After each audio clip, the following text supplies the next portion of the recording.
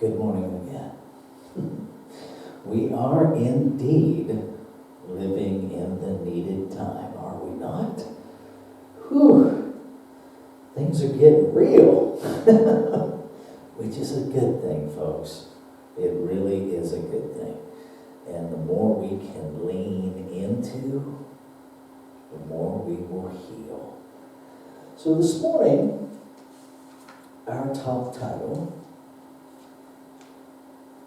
our monthly title, Mindful Mavericks. Let's just take that for a minute. Mindful Mavericks. Maverick, out of the ordinary, out of the box. Can we be that right now? Will we dare to be that right now? Even perhaps in our own communities, in our own families, and maybe even a bit maverick in our own teachings. Mindfulness right here, right now, present moment.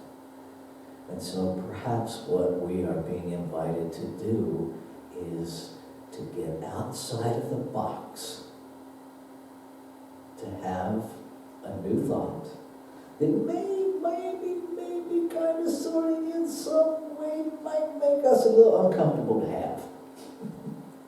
And that it's okay to be mindful, to be in the moment with a new thought, with a new comfort zone, and to allow ourselves to expand. And so our topic for this week is mindful intentions. And I think it's important to look at first, what the heck is an intention? I go to the root of the word intention, and it literally means stretching purpose. So imagine that this word literally means a state of tension, to allow ourselves, to put ourselves in tension. In a state of tension. Can we do that? Can we stretch that way? I think we can. And I think we have the perfect teaching to help us do that. I'm called this morning to look at Ernest Holmes' Sermon by the Sea. Because I've noticed, and admittedly, this is not the first time I've noticed it, but I really notice right now a tremendous use of the phrase to be for something and against nothing. And I started digging a little deeper into that phrase and had a new awareness that Ernest Holmes actually used that phrase one time. I didn't know that. I mean, for all of my time in science of mind, I've heard it so frequently that I just assumed that he said it a lot. Because we say it a lot. Truth is, he said it one time. And he said it in the Sermon by the Sea.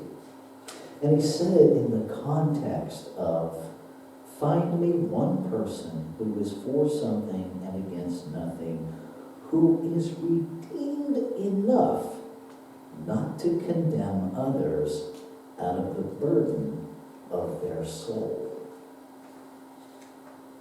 Now, to me, that carries a context that is a little different than just applying this phrase to everything that is uncomfortable. Now, I know that what I'm going to talk about today and some of the things I'm going to say today are going to hit people in the wrong way. I would offer an apology if I had one. I don't, because I'm going to be quite unapologetic, because I think it's a place where we misunderstand and then misuse. Because Dr. Holmes also goes on to say, find me someone who has given all that they have to love. He goes on to say, find me one person who can get their own littleness out of the way.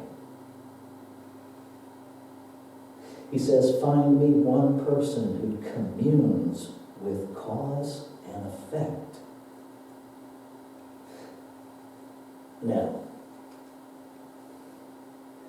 can we commune with cause and effect and use that first phrase to be a for something and against nothing to avoid communing with cause and effect? Because what I've noticed is that when that phrase oftentimes is used to be for something and against nothing, oddly enough, it's being used to correct someone who is standing up for something that makes us uncomfortable. So we're using the very phrase to be for something and against nothing to subversively be against something. And I think it's time we paid attention to that. And to maybe ask ourselves a little more deeply, what exactly is Dr. Holmes calling us to do? So moving on through this incredibly beautiful work of art called The Sermon by the Sea, the last Sermon by the Sea, Dr. Holmes says, find me one person who has so completely divorced themselves from all arrogance, and you will have discovered for me an open pathway to the kingdom of God here and now. Now, I know that any compulsion that I have to correct someone else is anchored in arrogance. If it was anchored in curiosity, I'd be asking questions. And so, are we using that be for something and against nothing out of a sense of arrogance to subversively, avoidantly correct what makes us uncomfortable in someone else?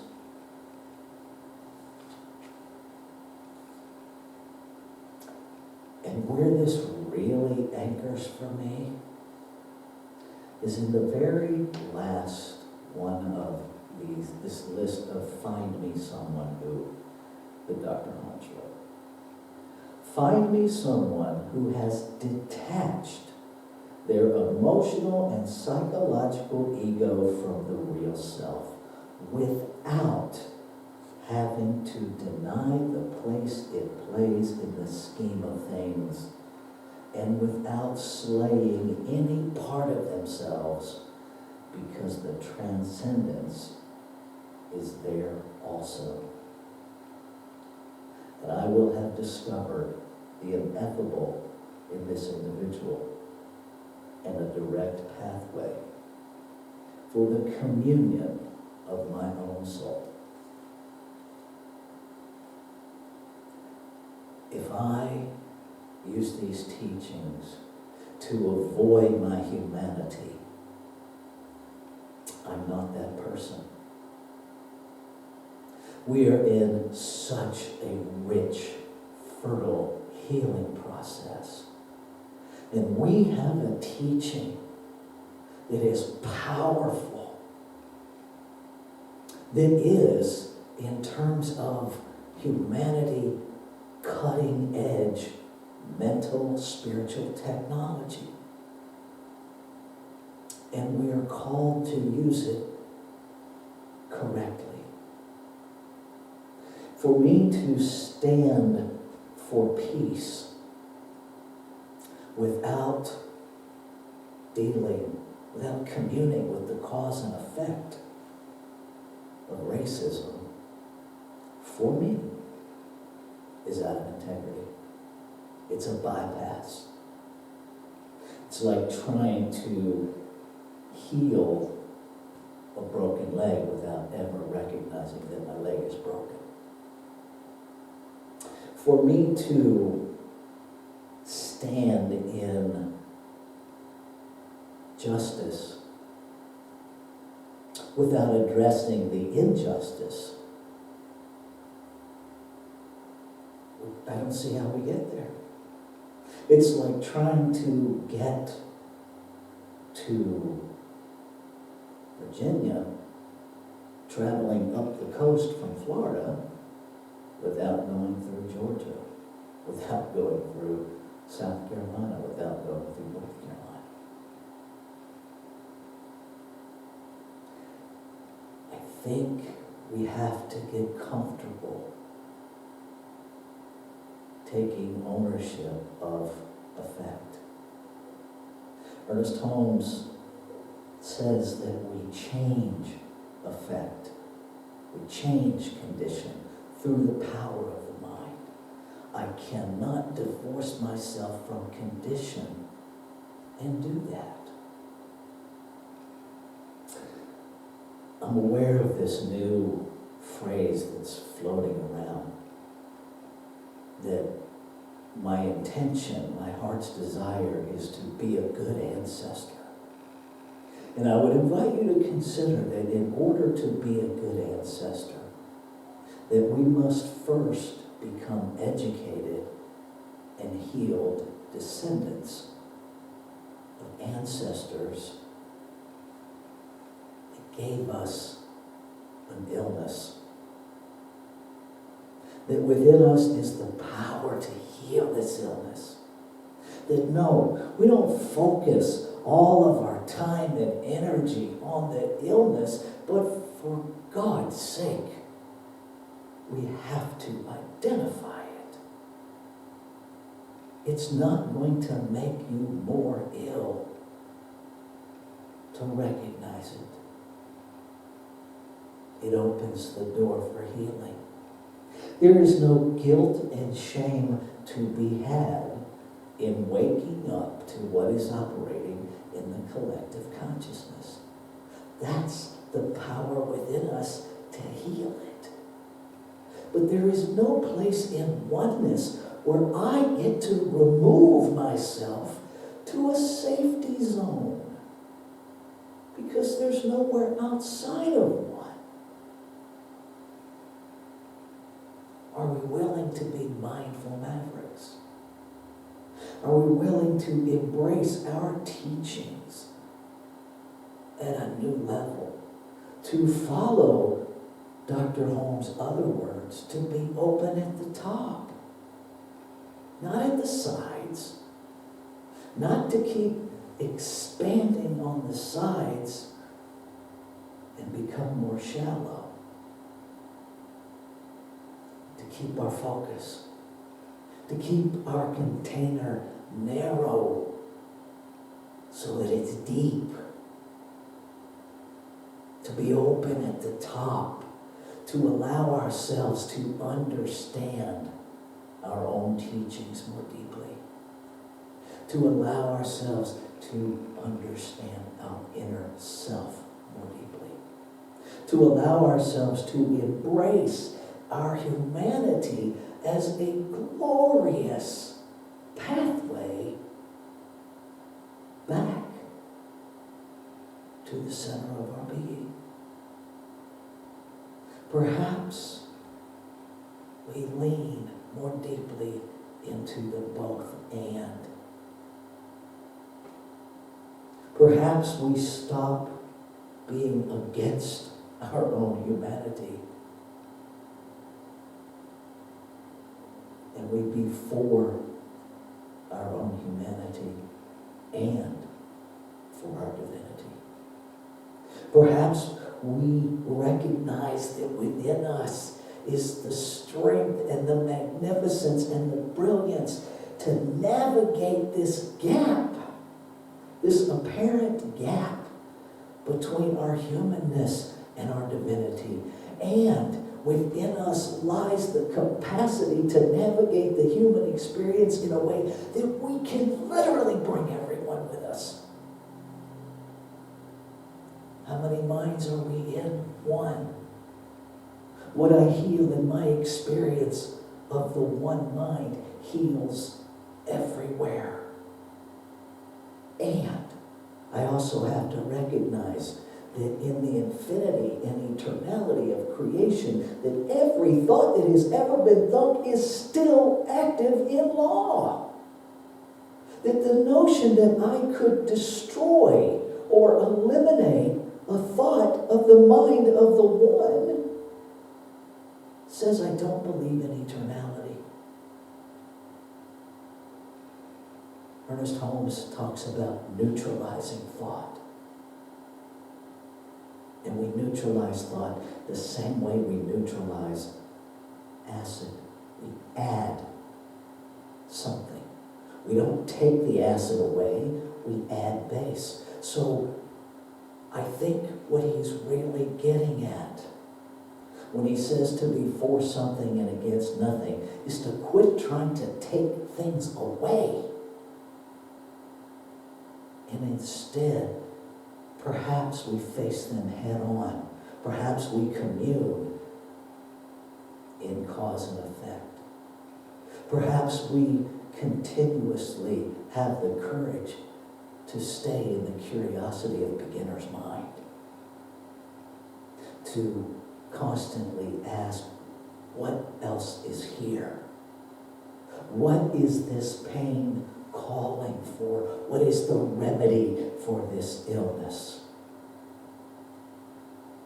My experience, that's always some version of love. And love is infinite, and love is the ceaseless givingness of creation to itself, which then calls me to look at, am I giving ceaselessly to creation? Or am I withdrawing when my humanness hurts? And make no mistake, that's easy to do. There is a very much alive part of me that would love nothing more than to extricate myself from this healing journey, to sit on the sidelines until people in my arrogant assumption, the ones that have caused this, fix it, and then I will happily rejoin the human race. Now, I can't heal that nonsense running around in my brain until I name it. Until I allow myself to feel the pain that is pushing me to want to be out. What I know is that when I use these teachings to transform that pain, to turn it into fuel, to drive my intention, then healing happens. And it always happens right here first. I can't offer you something I don't have. And so I bless this time we're in, because it is giving me infinite opportunity to heal. It is calling me to a greater embodiment of the divinity that I already am. It is calling me to a breath-to-breath awareness of the truth of my being. And as I know the truth of I know the truth of yours. Because that's how this works. And so if you find yourself swimming in this ever-expanding pool of, are you kidding me? Now this? Allow yourself to feel. But don't build a condo there. Allow yourself to feel it so you can heal it. Allow yourself to know that no one is their behavior, not even you. What is your intention? Is your intention to beat people who think differently into submission? Or is your intention to embody the truth of your being? Is your intention to condemn? See, that's the whole thing right there. Redeemed enough not to condemn others out of a burden of their soul. Is your intention to condemn others so that you feel better? Is your intention to access the love that you are, to heal, while you commune with cause and effect, while you move through this pain of humanity? I can't set your intention for you. It's all I can do to set my own. It's all I can do to keep my focus on my own. But I invite you and I encourage you, and I am here to support you as you figure out, where are you willing to stretch your purpose? Where are you willing to be mindful, present in the moment with your intention?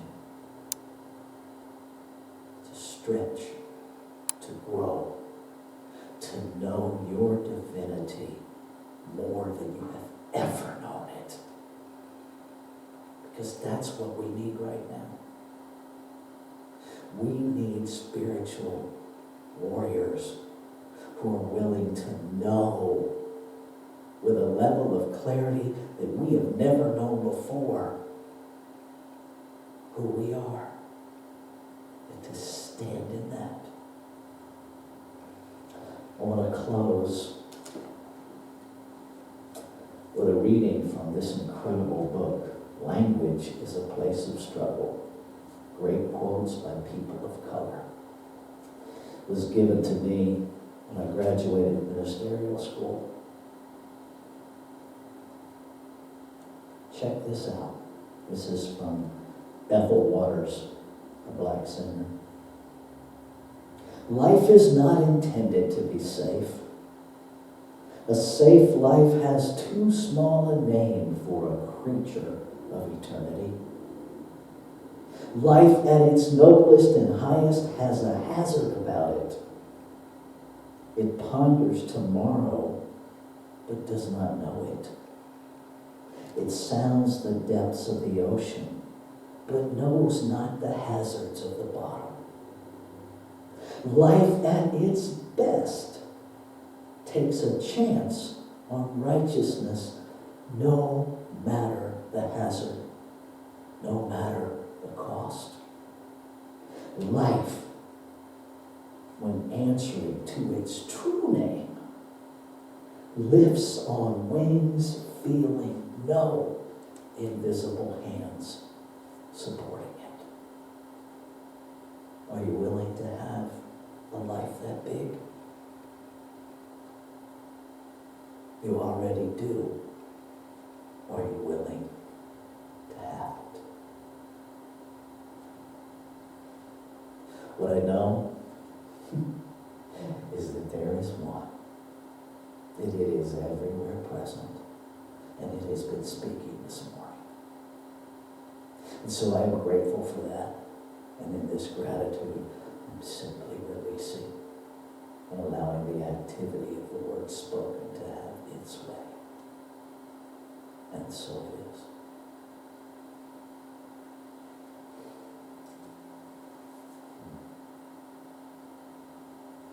I love you, community. I cherish you. I see you. And I honor